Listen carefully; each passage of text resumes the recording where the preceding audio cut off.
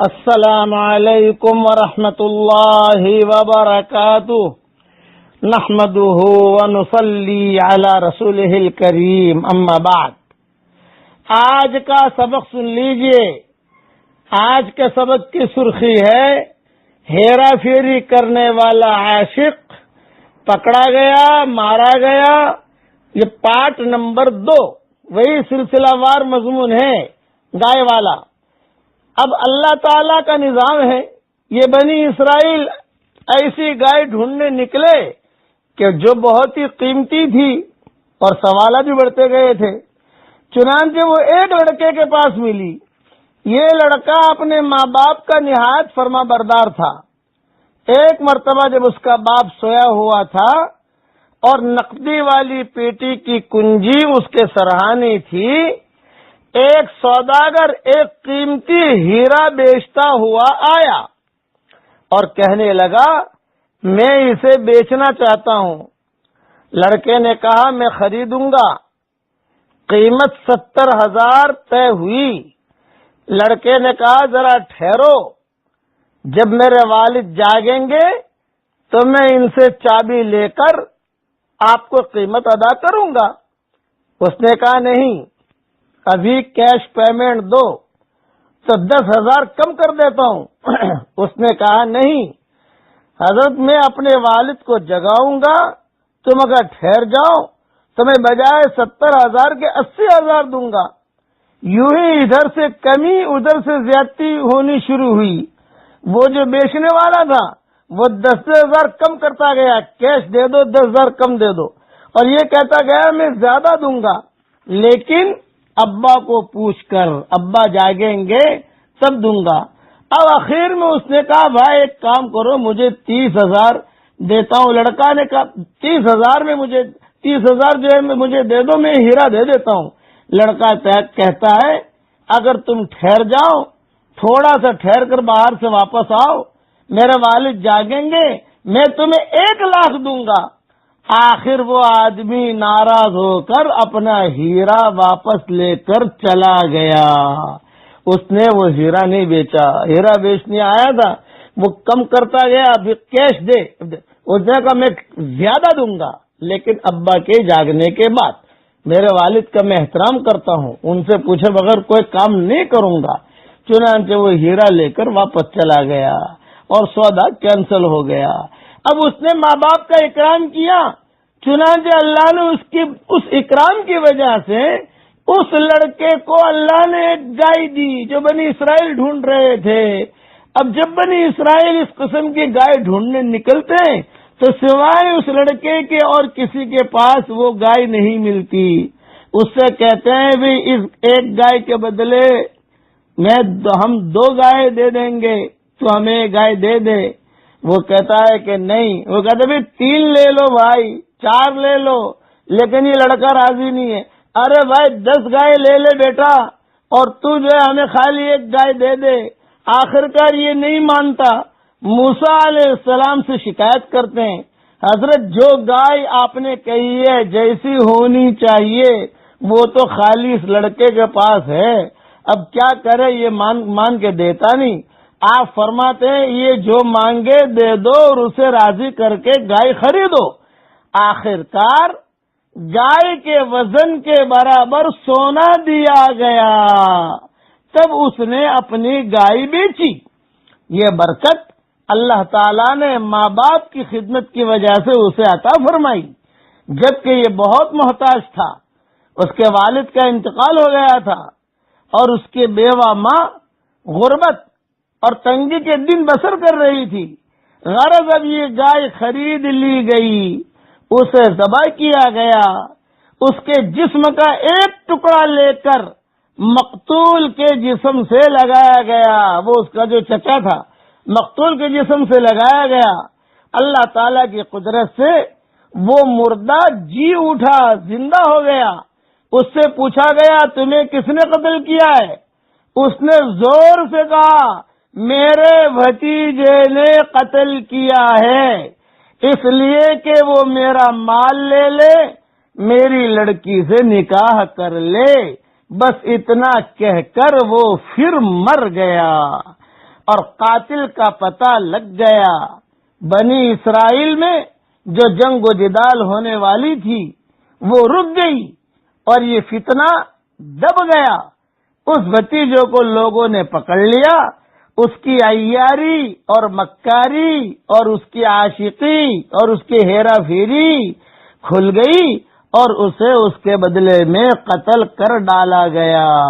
یہ قصہ مختلف الفاظ میں الگ الگ کتابوں میں بھی ملتا ہے۔ یہ قصہ بھی میں نے تفسیر ابن کثیر جلد اول صفحہ 142 سے لیا ہے۔ خلاصہ کلام یہ، ماں باپ کے احترام کی وجہ سے اس لڑکے کو اللہ نے برکت دی، اور یہ ناجائز عشق میں جو مبتلا تھا اور چچا زاد بہن سے نکاح کرنے والا تھا وہ گھر میں رہتی تھی۔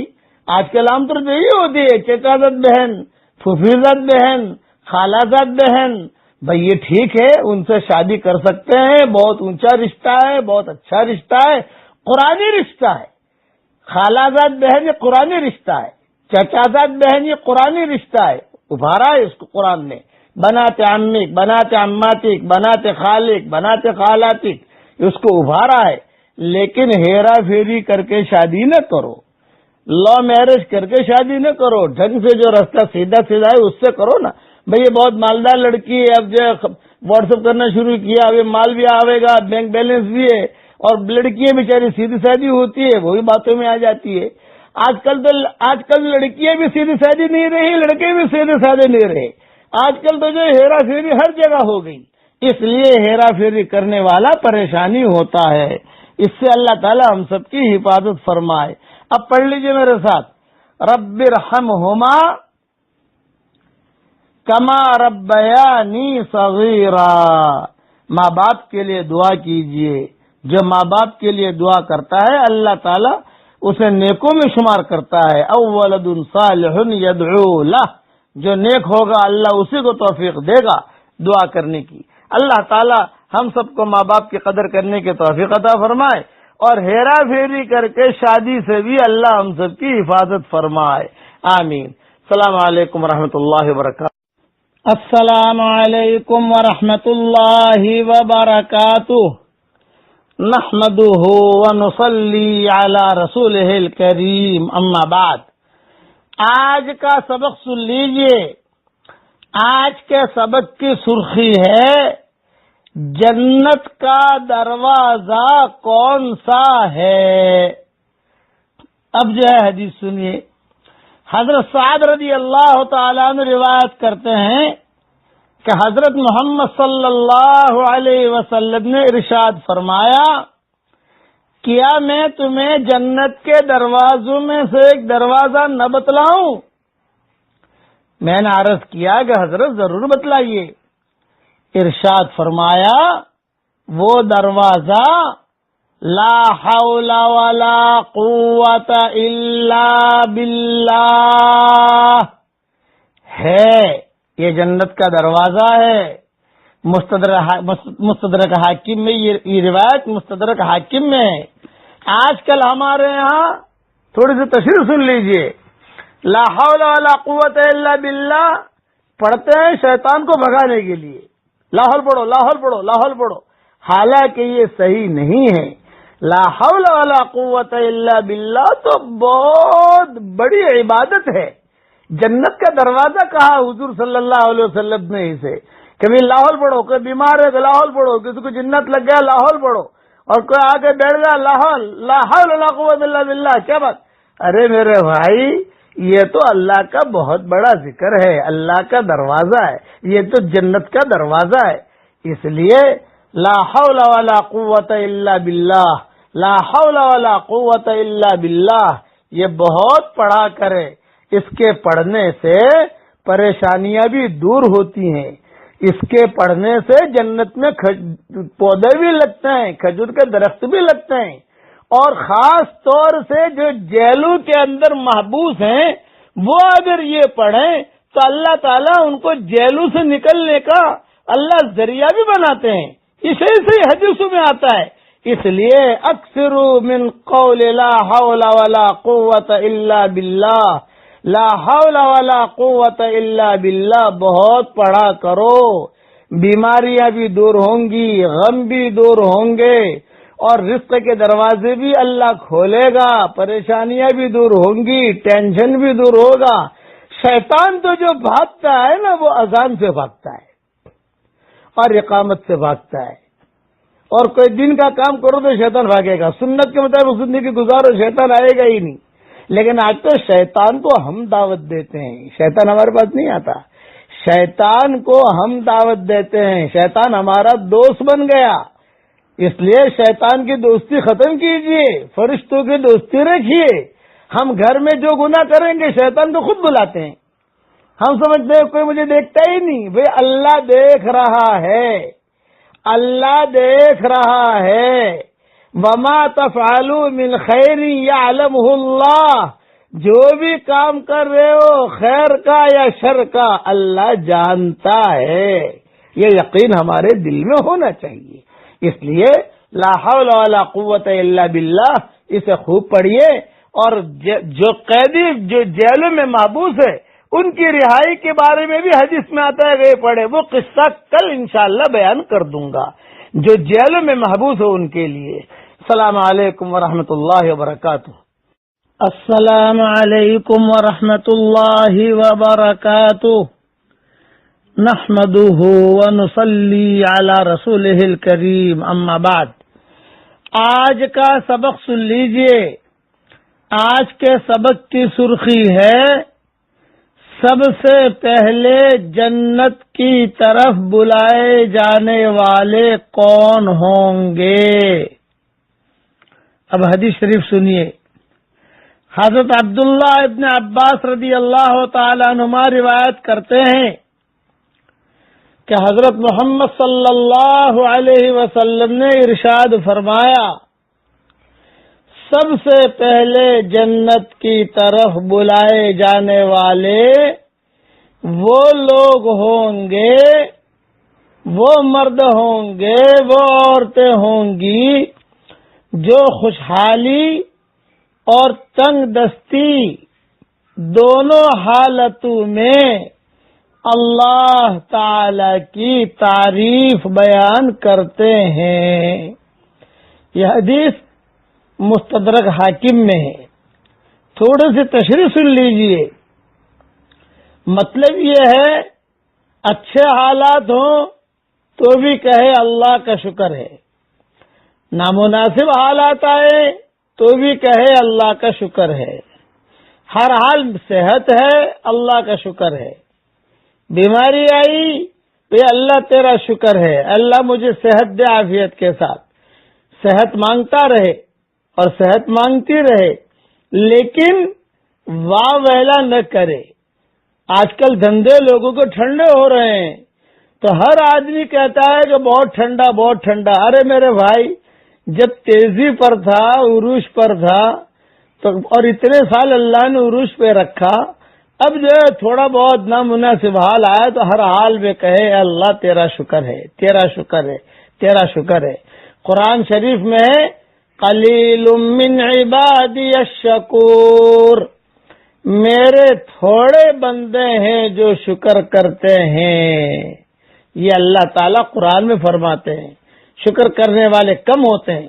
میں دعا کرتا ہوں کہ اللہ ہمیں تیرے ان تھوڑے بندوں میں شامل فرما جن کا تو نے قرآن میں تذکرہ کیا ہے۔ اب اللہ کا شکر ادا کیجئے۔ میں جو پڑھا رہا ہوں پڑھ لیجئے۔ اللہم لک الحمد ملء السماوات والارض وما بینہما، اے اللہ تیری تعریف ہے، پڑھیے میرے ساتھ، اے اللہ تیری تعریف ہے، آسمان اور زمین کا درمیانی حصہ بھر کر میں تیری تعریف کرتا ہوں اور تیرا شکر ادا کرتی ہوں۔ یہ تحمید کا جملہ اللہ کو بہت پسند ہے۔ میرے ساتھ ایک جملہ اور پڑھ لیجئے، الحمدللہ رب العالمین، الحمد للہ رب العالمین. اللہ تعالیٰ کو بہت پسند ہے. دیکھو اللہ خوش ہو گیا. ہم اللہ کو یاد رکھیں گے, اللہ ہمیں یاد رکھے گا.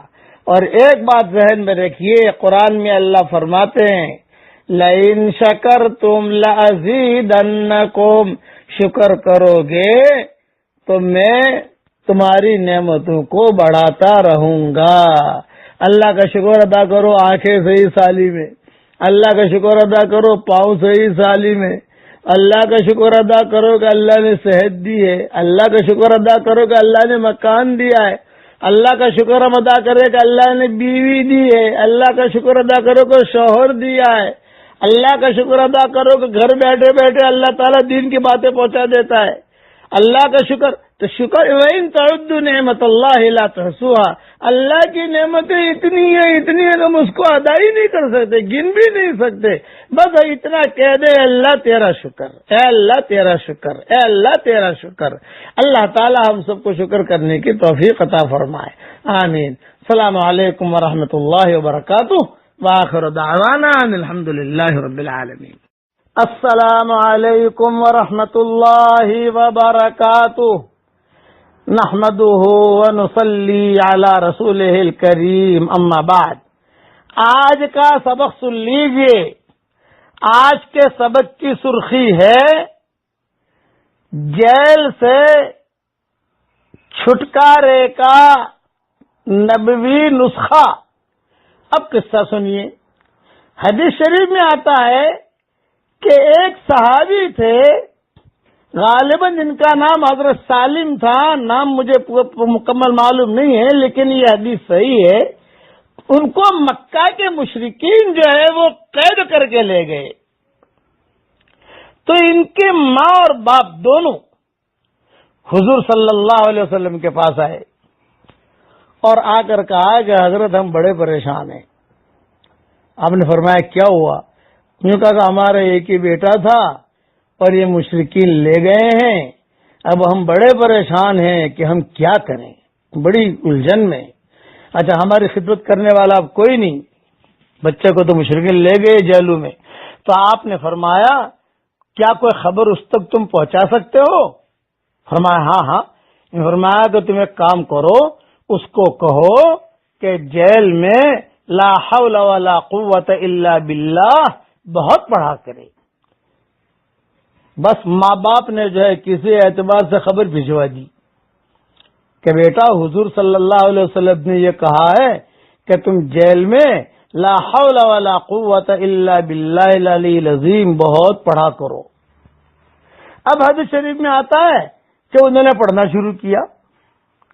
ایک مرتبہ رات کا وقت تھا تو صحابی کہتے تھے کہ میں تو پڑھتا رہتا تھا, میں اچانک میں نے دیکھا کہ میری بیڑیاں ٹوٹی ہوئی ہیں.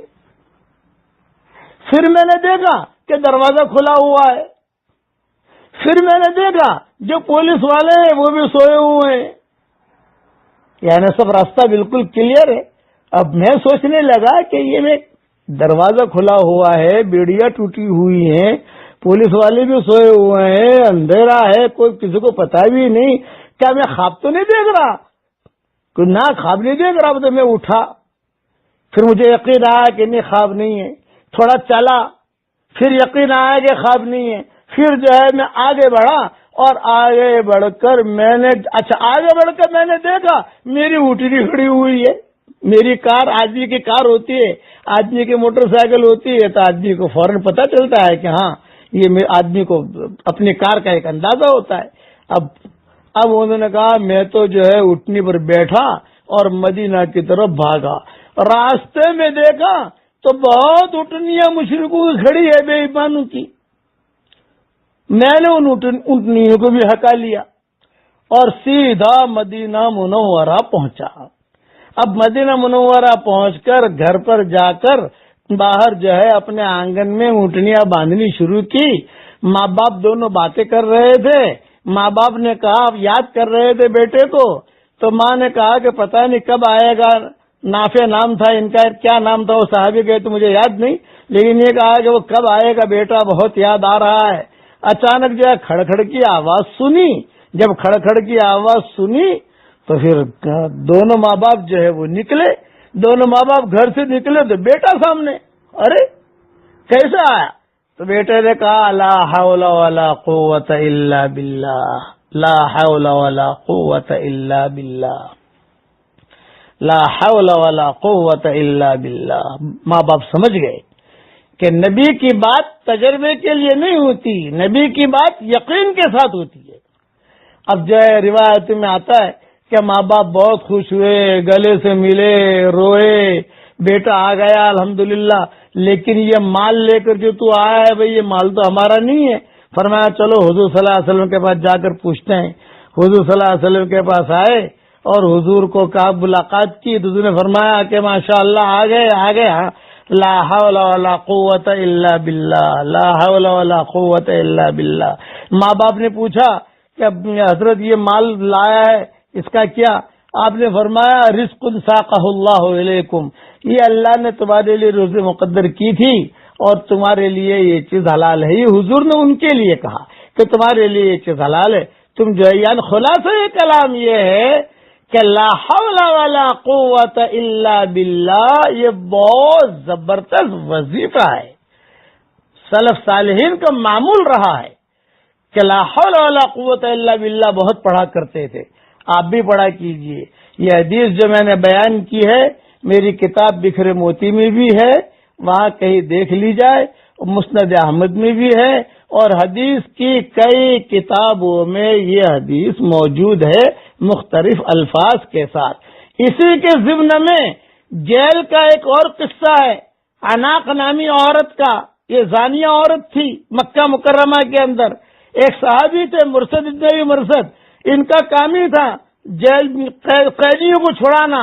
وہ جو ہے کچھ ہمت کر کے چلے جاتے تھے مکہ مکرمہ اور یہ قیدیوں کو چھڑاتے تھے. وہ قصہ کل انشاءاللہ بیان کرتا ہوں.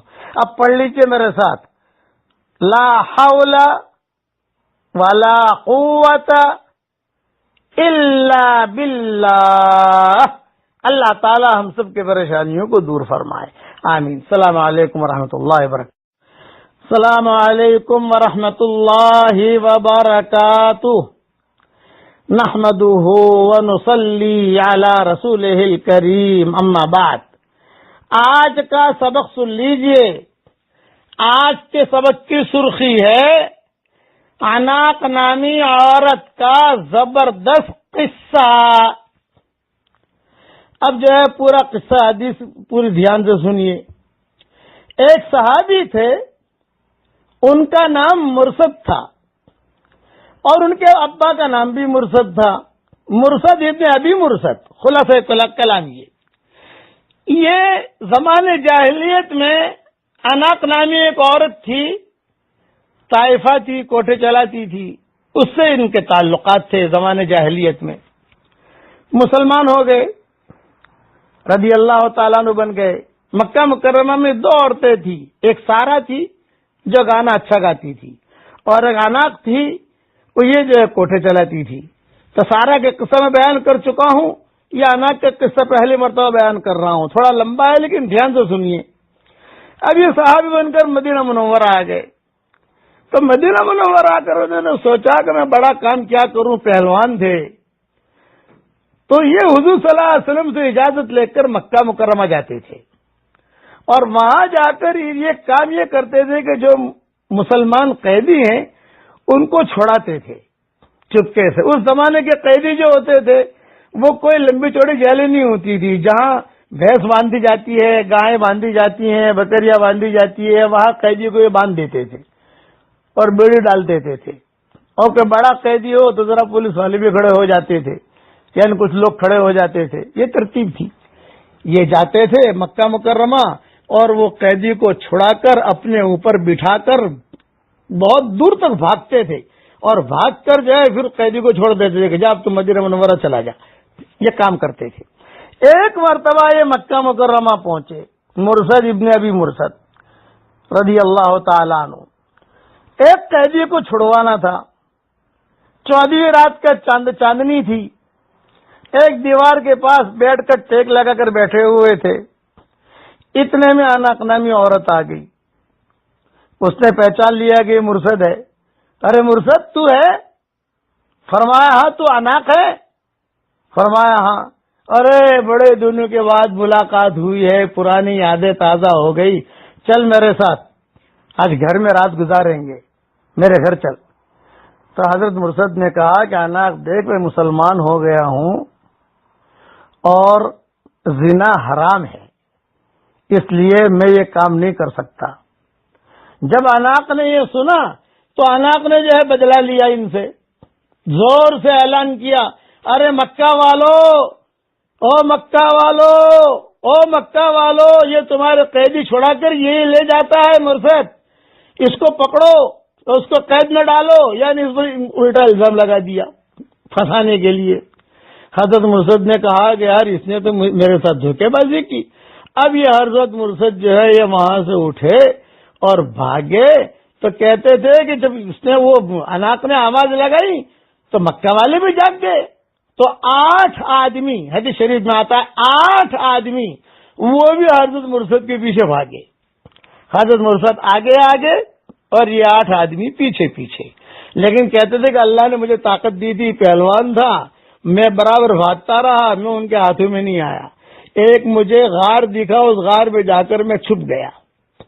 یہ 8 کے 8 جو ہے وہ بھی پیچھے آئے، مجھے ڈھونڈتے رہے، میں ملا نہیں. میرے غار کے قریب بھی آئے، ان کی آوازیں بھی سنی، لیکن وہ میرے پاس اندر نہیں آئے کہ نہیں یہاں تو نہیں ہوگا، لیکن میں تھا اندر ہی. اب جو ہے وہیں پر وہ باتیں کرتے رہے.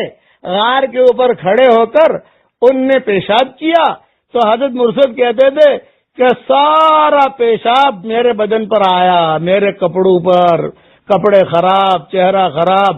اور ان کم بخت یہ 8 کو اسی وقت پیشاب لگا تو 8 نے پیشاب کیا اور سب کا پیشاب آیا. اور میں اللہ تعالیٰ سے کہتا رہا اللہ پاک کوئی بھی پیشاب آوے، کچھ بھی آوے، لیکن میں نے تجھ سے جو وعدہ کیا ہے وعدے میں پورا ہوں، میں وعدہ پورا کروں گا.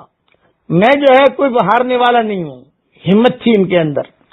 اب جو ہے یہ سیدھے جب مشرکین مکہ نے کہا کہ بھئی یہ تو ملا نہیں، پیشاب کر کے وہ تو چلے گئے، سارا پیشاب جو ہے میرے اوپر آیا، میرا غار بھی پیشاب سے بھر گیا. جب وہ چلے گئے میں نے باہر نکل کے دیکھا تو کوئی نہیں، یہ سب بھاگ گئے. لیکن میں بھی ہمت والا تھا، میں جو ہے وہاں سے سیدھا مکہ میں واپس آیا. اور ایک صاحبی جس کو چھڑانے کی میں نے سیٹنگ کی تھی وہ ساری سیٹنگ کر کے خدا خلاصہ کلام یہ کہ وہ جو جیل میں آدمی تھا وہ مجھ سے بھی زیادہ وزنی تھا، وہ بھی بڑا پہلوان تھا. تو میں نے اس کو اٹھایا تو میں نے کہا یار تو اتنا وزنی ہے کہ تجھے کیا اٹھاؤں، یا تو مجھے اٹھا. کہ دونوں ایک دوسرے کو اٹھا کے چلیں گے ہاتھ پکڑ کے.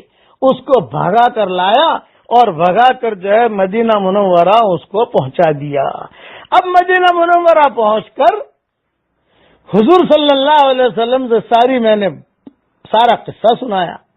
حضرت یہ ہوا اور جو ہے میں اس کو چھڑا کے لے آیا. پھر حضور کے پاس آئے اور کہا کہ حضرت آپ مجھے اجازت دے دیں کہ میں اناق سے شادی کر لوں. زمانے جاہلیت میں میرا بہت تعلق رہا ہے اس سے اور مجھے اس سے سکون بھی بہت ملتا ہے. آپ مجھے اجازت دیتے تو میں شادی کر لوں اس سے مکہ جا کر. آپ خاموش رہے. دوسرے دن پھر آ گئے، حضرت اناق سے شادی کر لوں، مجھے بہت اچھی لگتی ہے. آپ خاموش رہے. تیسرے دن پھر آئے، حضرت وہ اناق سے شادی کر لوں. آپ نے فرمایا تیرے بارے میں قرآن کی آیت نازل ہوئی ہے کہ الزانیۃ لا ينکحها الا زان او مشرک، کہ زانیہ کا سے نکاح نہیں کیا جاتا، کہ مومن زانیہ سے نکاح نہیں کرے گا، وہ زانیہ ہے، اس کے ساتھ تیرا نکاح جائز نہیں ہے. کوئی مومنہ ڈھونڈ، اللہ تعالیٰ تجھے اچھی کوئی مومنہ دیندار لڑکی دے دے گا تو اس کی طرف اپنا دھیان ہٹا لے. یہ آیت نازل ہوئی. تو یہ ان کی دینداری تھی حضرت مرشد ابن مرشد کی. اب جو ہے مسئلے کے اعتبار سے یہ ہے کہ کوئی زانیہ عورت ہے، توبہ کر لی اس نے، صالحہ بن گئی، دیندار بن گئی، تو اس کے ساتھ نکاح جائز ہے بے اتفاق علماء. یہ سارا قصہ تفسیر ابن کثیر میں الزانیۃ لا ينکحها الا زان کی تفسیر میں یہ سارا قصہ مختلف الفاظ کے ساتھ موجود ہے، وہاں دیکھ لیا جائے. اب پڑھیے میرے ساتھ، اللہم انی اسألک من فجاءت الخیر وأعوذ بک من فجاءت الشر۔ اے اللہ اچانک کا خیر مجھے عطا فرما اور اچانک کی برائی سے ہم سب کی حفاظت فرما، آمین۔ السلام علیکم ورحمۃ اللہ وبرکاتہ۔ السلام علیکم ورحمۃ اللہ وبرکاتہ۔ نحمده ونصلی علی رسولہ الکریم، اما بعد۔ آج کا سبق سن لیجئے۔ آج کے سبق کی سرخی ہے اللہ کو راضی کرنے کا نبوی نسخہ۔ اب حدیث شریف سن لیجئے۔ حضرت انس ابن مالک رضی اللہ تعالیٰ عنہ روایت کرتے ہیں کہ حضرت محمد صلی اللہ علیہ وسلم نے ارشاد فرمایا، اللہ تعالیٰ اس بندے سے بے حد خوش ہوتے ہیں اور اس بندی سے بے حد خوش ہوتے ہیں۔ یہ جملہ یاد رکھنا، بہت خوش ہوتے ہیں، بہت خوش ہوتے ہیں، بہت خوش ہوتے ہیں۔ یہ مطلب ہے کہ جو لقمہ کھائے اور اس پر اللہ تعالیٰ کا شکر ادا کرے، پانی کا گھونٹ پیے اور اس پر اللہ تعالیٰ کا شکر ادا کرے۔ یہ حدیث مسلم شریف میں ہے۔ مطلب یہ ہے کھانا کھائے اللہ کا شکر دل سے ادا کرے۔ یہ نہیں روا روی میں اللہ تعالیٰ شکر ہے، اے اللہ شکر، اے اللہ شکر، یہ بھی ٹھیک ہے، لیکن یہ کہ آدمی ذرا دل سے کہے گا اللہ کا کتنا بڑا شکر ہے کہ اللہ نے مجھے کس حال میں رکھا ہے، ہاں تو اللہ تعالیٰ بہت خوش ہوتے ہیں۔ یہ جملے بہت خوش ہوتے ہیں، بہت خوش ہوتے ہیں کہ دیکھو میرے بندے نے میرا شکر ادا کیا۔ ہاں اب دنیا کی ترتیب ہے کہ کوئی آدمی کسی کو کوئی چیز دے اور سامنے والا آدمی کہے گا بھی آپ نے بڑا مجھ پر احسان کیا، آپ نے بہت میرا خیال رکھا، تو سامنے والے آدمی کو خوشی ہوتی ہے۔ یہ تو مالک الملک، یہ تو احکم الحاکمین ہے۔ ہر جگہ اللہ تعالی ہے اور ہر چیز کو اللہ جانتا ہے۔ قرآن شریف میں اللہ فرماتے ہیں إِن يَعْلَمِ اللَّهُ فِي قُلُوبِكُمْ خَيْرًا يُؤْتِكُمْ خَيْرًا۔ تمہارے دلوں میں ہم دیکھتے ہیں جھانک کر، اگر تمہارے دلوں میں خیر ہوگی تو ہم تم کو خیر دے دیں گے۔ کہاں سے خیر دیں گے یہ مت پوچھو، ہم دے دیں گے خیر۔ اس لیے آج سے میری رائے یہ ہے کہ جب بھی کھانا کھاؤ تو دل سے اللہ کا شکر ادا کرو، کپڑے پہنو دل سے اللہ کا شکر ادا کرو، آفس میں جاؤ تو دل سے اللہ کا شکر ادا کرو، مسجد میں جاؤ تو دل سے اللہ کا شکر ادا کرو۔ اللہ تیرا شکر ہے، تو نے مجھے توفیق دی، مجھے پاؤں دی ہیں، پیدل جا رہا ہوں مسجد میں، کہ اللہ تیرا شکر ہے۔ اللہ تعالی ہم سب کو عمل کرنے کی توفیق عطا فرمائے۔ اب میں جو پڑھا رہا ہوں پڑھ لیجئے۔ یہ جملہ بھی اللہ کو بہت پسند ہے، یہ جملہ بھی اللہ کو بہت پسند ہے۔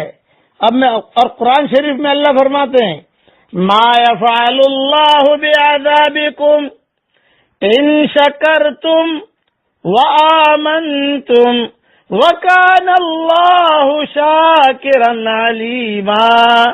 اللہ تمہیں عذاب دے کر کیا کرے گا اگر تم شکر کرو اور ایمان لے آؤ، تو اللہ کیوں عذاب دے گا تم کو؟ مطلب کہ شکر کریں گے تو عذاب سے بھی حفاظت ہوگی، وہ نعمت کو اللہ چھینے گا نہیں اور اللہ بڑھاتا رہے گا۔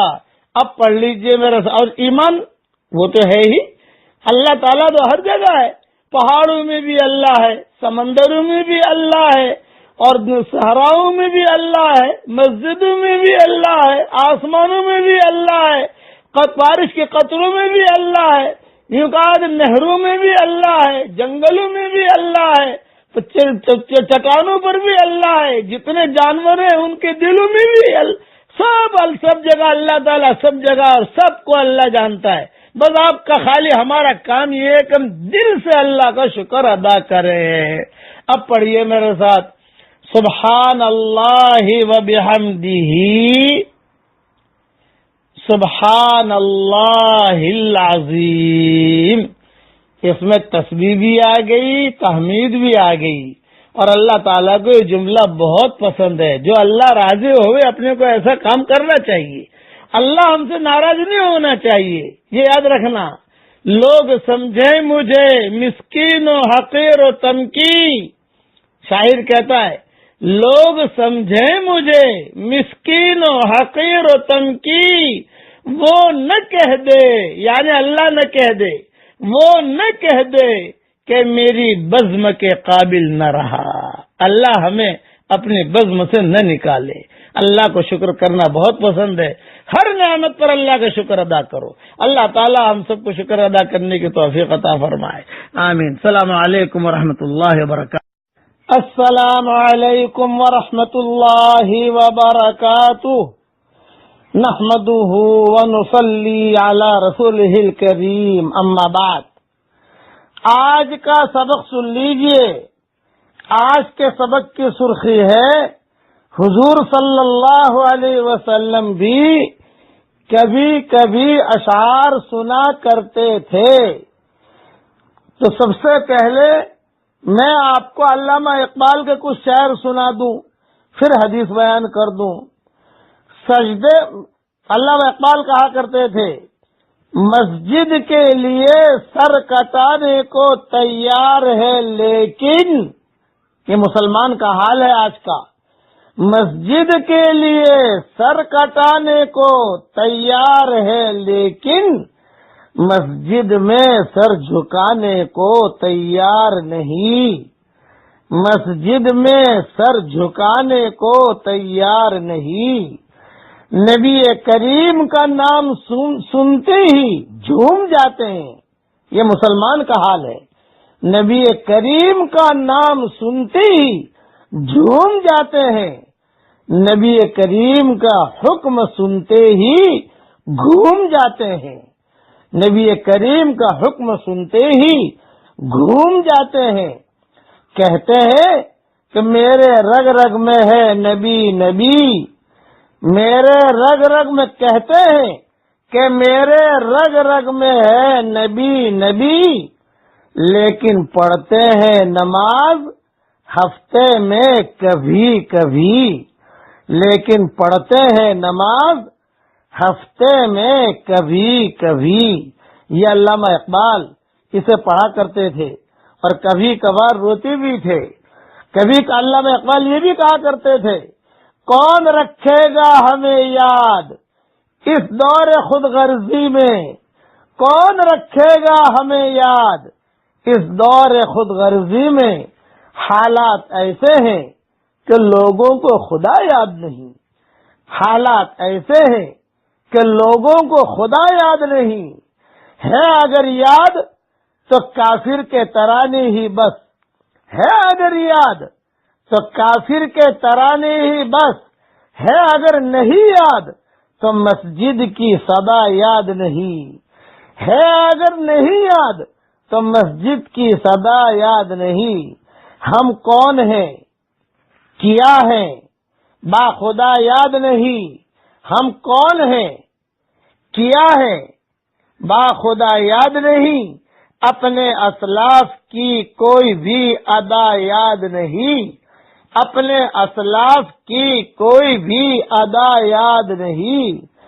بنت حوا کو نچاتے ہیں سر عام محفل میں، بنت حوا کو نچاتے ہیں سر عام محفل میں، کتنے سنگ دل ہیں کہ رسم حیا یاد نہیں، کتنے پتھر دل ہیں کہ رسم حیا یاد نہیں۔ آج اپنی ذلت کا سبب یہی ہے شاید، آج اپنی ذلت کا سبب یہی ہے شاید، سب کچھ یاد ہے، سب کچھ ہے یاد مگر خدا یاد نہیں، سب کچھ ہے یاد مگر خدا یاد نہیں۔ اس لیے ہمیں اللہ کی طرف متوجہ ہونا چاہیے۔ حضرت جابر، اب حدیث سنیے، حضرت جابر ابن سمرہ رضی اللہ تعالیٰ عنہ فرماتے ہیں کہ حضور صلی اللہ علیہ وسلم کی صحبت میں میں 100 مجلس سے بھی زیادہ بیٹھا ہوں، 100 مجلس سے بھی زیادہ بیٹھا ہوں۔ ان مجلسوں میں صحابہ کرام اشعار بھی پڑھتے تھے، زمانے جاہلیت کے قصے کہانیاں بھی سناتے تھے۔ حضور صلی اللہ علیہ وسلم خاموشی سے یہ سب سنتے رہتے تھے، بلکہ کبھی کبھی خود بھی ان کے ساتھ ہنسنے میں حضور صلی اللہ علیہ وسلم شریک ہو جایا کرتے تھے۔ یہ حدیث ترمذی شریف میں ہے۔ ایک صحابی کہتے ہیں کہ میں حضور صلی اللہ علیہ وسلم کے ساتھ سواری پر آپ کے پیچھے بیٹھا ہوا تھا۔ سواری پر بیٹھے بیٹھے میں نے حضور صلی اللہ علیہ وسلم کو امیہ ابن سلط کے، یہ امیہ ابن سلط اس زمانے کا علامہ اقبال تھے، امیہ ابن سلط کے 100 شعر سنائے۔ ہر شعر پر آپ فرماتے بھئی کچھ اور سناؤ، کچھ اور سناؤ، کچھ اور سناؤ، تو میں سناتا۔ ترمذی شریف میں یہ حدیث ہے۔ اسی طرح حضور صلی اللہ علیہ وسلم اپنی مجلس میں خود بھی کبھی کبھی قصے سناتے۔ حضرت عائشہ فرماتی ہے کہ ایک بار آپ نے اپنے ساری بیویوں کو جمع کیا اور ایک قصہ سنایا۔ ایک عورت نے کہا کہ ابھی حضرت یہ تو عجیب و غریب قصہ ہے، اب وہ قصہ کیا سنایا بعد میں آپ لوگوں کو سناؤں گا انشاءاللہ اگر فرصت ملی، اللہ نے توفیق دی۔ تو ایک محترمہ نے کہا کہ عجیب و غریب قصہ، یہ قصہ تو بالکل خرافہ کے قصوں کی طرح ہے۔ آپ نے فرمایا تمہیں خرافہ کا قصہ صحیح معلوم بھی ہے کہ نہیں؟ پھر حضور صلی اللہ علیہ وسلم نے خود نے خرافہ کا قصہ سنایا، تفصیل سے سنایا۔ اس کا قصہ بھی حدیث میں تفصیل سے آتا ہے، بعد میں انشاءاللہ سنائیں گے آپ لوگوں کو، بعد میں سناؤں گا انشاءاللہ اگر یاد رہا تو۔ اسی طرح ایک بار حضرت عائشہ کو تنہائی میں 11 عورتوں کی ایک بہت دلچسپ کہانی سنائی۔ اس عورت نے یہ کیا، اس عورت نے یہ کیا، اس عورت نے یہ کیا۔ اب وہ دلچسپ کہانی بھی ابھی وقت نہیں ہے، بعد میں انشاءاللہ سناؤں گا۔ خرافہ کا قصہ جو حضور نے سنایا وہ بھی بعد میں انشاءاللہ۔ اور حضرت عائشہ کو 11 عورتوں کی تفصیل سنائی کہ عائشہ سن 11 عورتوں کا قصہ۔ یہ آپ صلی اللہ علیہ وسلم نے بہت دلچسپ کہانی سنائی۔ حضرت بکر عبداللہ صحابہ کرام کی بے تکلفی اور خوش طبعی کا حال بیان کرتے ہوئے فرماتے ہیں کہ صحابہ کرام ہنسی اور تفریح کے طور پر ایک دوسرے کی طرف تربوز کے چھلکے پھینکا کرتے تھے، محبت میں، غصے میں نہیں۔ لیکن جب لڑنے اور مدافعت کرنے کا وقت آتا تھا تو یہ لوگ جہاد میں بھی جاتے تھے۔ الادب المفرد میں یہ ساری تفصیل ہے۔ اب میرے ذمہ ہے انشاءاللہ یاد رہا خرافہ کا قصہ۔ حضرت عائشہ کو حضور صلی اللہ علیہ وسلم نے 11 عورتوں کے قصے سنائے وہ، اور حضور صلی اللہ علیہ وسلم نے جو ہے اپنے گھر والوں کو قصہ سنایا، جس پر ساری بیویوں نے کہا کہ جی حضرت یہ قصہ تو کبھی ہم نے سنا ہی نہیں ہے۔ یہ قصے حدیثوں میں الگ الگ روایتوں میں ملتے ہیں، لیکن جب انشاءاللہ اللہ مجھے توفیق دے گا آپ لوگوں کو بھی سنا دوں گا انشاءاللہ۔ اب پڑھ لیجئے میرے ساتھ، اللہ اکبر کبیرہ والحمد للہ کثیرا وسبحان اللہ بکرۃ واصیلا۔ اللہ تعالی حضور کے طریقے پر چلنے کی ہم سب کو توفیق عطا فرمائے، آمین۔ السلام علیکم ورحمۃ اللہ وبرکاتہ۔ السلام علیکم ورحمۃ اللہ وبرکاتہ۔ نحمده ونصلی علی رسولہ الکریم، اما بعد۔ آج کا سبق سن لیجئے۔ آج کے سبق کی سرخی ہے آسمان اور زمین کے درمیانی حصے کو نور سے بھروا دیجئے۔ اب سنیے حدیث۔ حضرت معاذ ابن جبل رضی اللہ تعالی عنہ روایت فرماتے ہیں کہ میں نے حضرت محمد صلی اللہ علیہ وسلم کو ارشاد فرماتے ہوئے سنا، لا الہ الا اللہ، پڑھو میرے ساتھ، لا الہ الا اللہ، اور پڑھو میرے ساتھ، اللہ اکبر۔ یہ 2 کلمے ہیں، ان میں سے ایک یعنی لا الہ الا اللہ تو عرش سے پہلے کہیں رکتا ہی نہیں، اور دوسرا یعنی اللہ اکبر زمین اور آسمان کے درمیانی خلا کو نور یا اجر سے بھر دیتا ہے۔ یہ حدیث طبرانی میں ہے اور ترغیب میں بھی ہے۔ اس لیے اپنا ایمان تازہ کیجئے، پڑھیے میرے ساتھ، اشہد اللہ الہ الا اللہ واشہد ان محمد رسول اللہ۔ دیکھیں میں نے اتنا پڑھا، یہ سیدھا چلا گیا عرش کے اوپر، رکا ہی نہیں۔ اور دوسری حدیث میں یہ ہے کہ گناہ بھی معاف ہو جاتے ہیں۔ دیکھو میرے گناہ بھی معاف ہو گئے، آپ پڑھو گے تو سیدھا عرش پر جائے گا یہ کلمہ، اور آپ کے گناہ بھی معاف ہو جائیں گے۔ اور اب پڑھو دھیان سے، اللہ اکبر۔ دیکھیں میں نے اتنا پڑھا، آسمان اور زمین کا درمیانی حصہ اجر اور نور سے بھر گیا، آپ کے لیے بھی بھر جائے گا۔